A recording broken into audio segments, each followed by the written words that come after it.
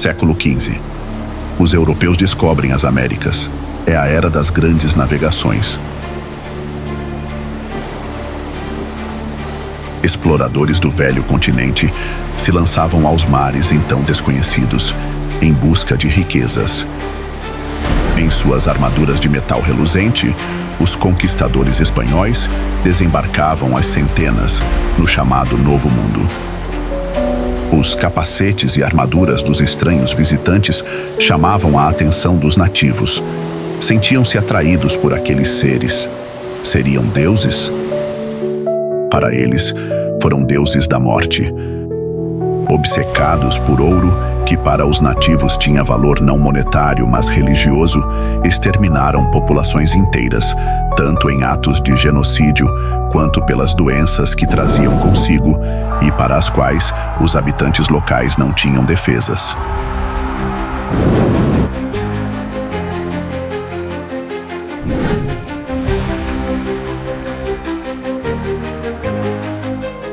Por serem muito ligados à terra, muitos deles não partiam dali após a morte, mesmo estando com seu espírito livre das amarras que os prendiam aos corpos físicos.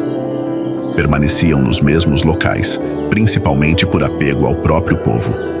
Desorientados com a vida no mundo espiritual, sem saber para onde ir, milhares de desencarnados se reuniam no além, após serem jogados no limbo por um inimigo comum. Criou-se uma situação pouco comum na espiritualidade, ou na dimensão espiritual da América do Sul. Índios desencarnavam em grande número e não abandonavam suas casas nem vilarejos. Também não eram atraídos ao umbral, por não serem movidos por sentimentos de vingança ou luta. Apenas queriam ficar com seus parentes e amigos. Tornaram-se então espíritos errantes. Anos e anos se passaram, antes que estes espíritos entendessem que haviam desencarnado.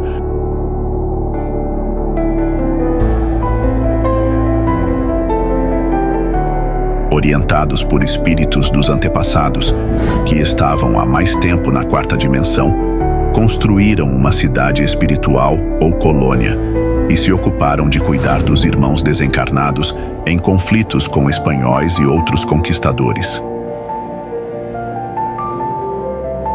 Os nativos que ali passaram a habitar vinham de diversas partes da América.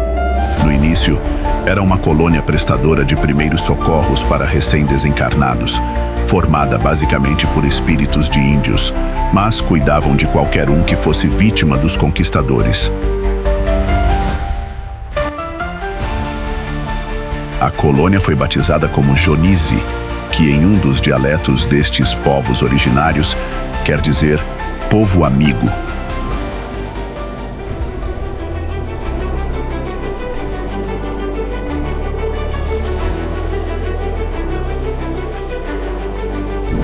Séculos de matanças se passaram. Depois dos espanhóis, os portugueses também começaram a exterminar aquelas populações. Muitos índios brasileiros desencarnados se juntaram à colônia Jonízi, que não parava de crescer.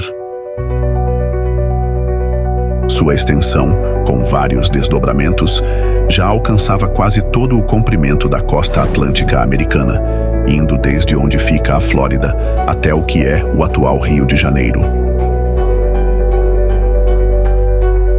Além dos índios, os conquistadores matavam animais, e os matavam aos milhões, principalmente para obter peles, que eram comercializadas para a Europa. A mortandade animal era de tamanha ordem que estes espíritos passaram a ser atendidos em Jonízi. Afinal, também eram vítimas dos conquistadores espanhóis e portugueses. Ali, recebiam os mesmos cuidados que os humanos desencarnados, até recuperarem as funções normais dos seus corpos espirituais. Eram então enviados a outras colônias especializadas em espíritos de animais, mais antigas, quase sempre na África. Após serem recuperados, eram encaminhados à reencarnação, nas mesmas florestas em que viviam anteriormente. mas a quantidade de animais mortos aumentava em proporções assustadoras. Não havia voluntários para atender a todos que chegavam.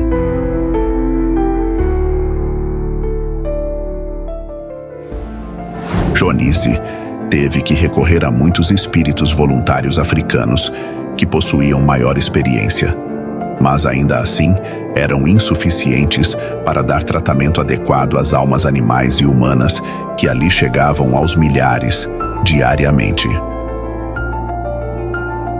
Um dos integrantes da colônia, que foi o primeiro nativo a sucumbir pelas armas dos espanhóis, sugeriu que Dionísio fosse desmembrada, criando-se então um lugar que se ocupasse somente dos animais. Lá também seria ensinado a qualquer espírito que se interessasse como fazer resgates e tratamentos destas pobres criaturas abatidas aos milhares no plano físico. Em pouco tempo, havia centenas de trabalhadores nesta nova colônia, que foi batizada como Recanto dos Animais, e teve a sua localização inicial na região onde se encontra a floresta amazônica.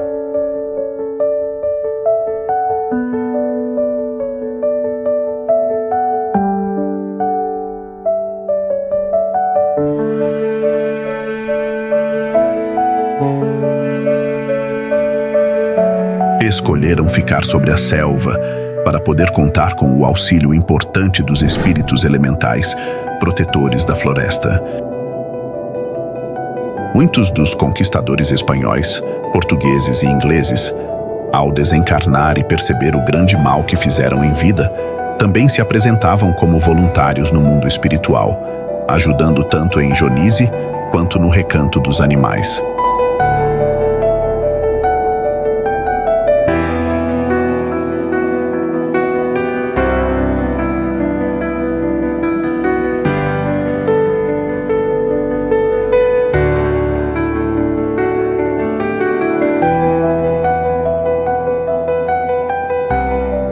Com o passar das décadas e séculos, a colônia evoluiu, sempre muito à frente em tecnologia do que a ciência disponível no plano físico.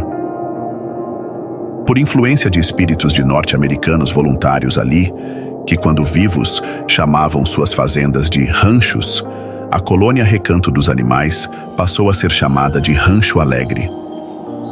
A localização também mudou, e ela ficou estacionada sobre os estados do Mato Grosso, onde se encontra a maior fauna brasileira e do mundo. A quantidade de energia animal nesta região é tamanha que seria suficiente para manter Rancho Alegre funcionando por milhares de anos, mesmo que todos os animais se extinguam, pois esta energia vital está armazenada em condensadores localizados na colônia. Assim foi a criação da colônia Rancho Alegre, uma das milhares de colônias espirituais dedicadas a estes nossos irmãos, onde todos os animais que estavam velhos e doentes voltam a ter vigor e saúde, e aqueles que estavam machucados ou aleijados ficam inteiros e fortes novamente.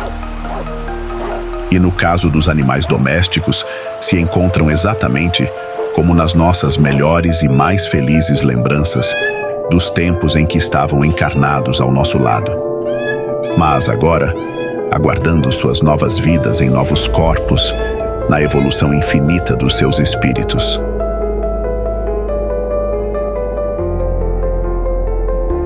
Este relato está presente no livro Todos os Animais São Nossos Irmãos, de Marcel Benedetti. E se quiser e puder colaborar para manter este portal aberto, você pode doar qualquer valor pelo Pix, usando o QR Code que aparece na tela. Obrigado por assistir.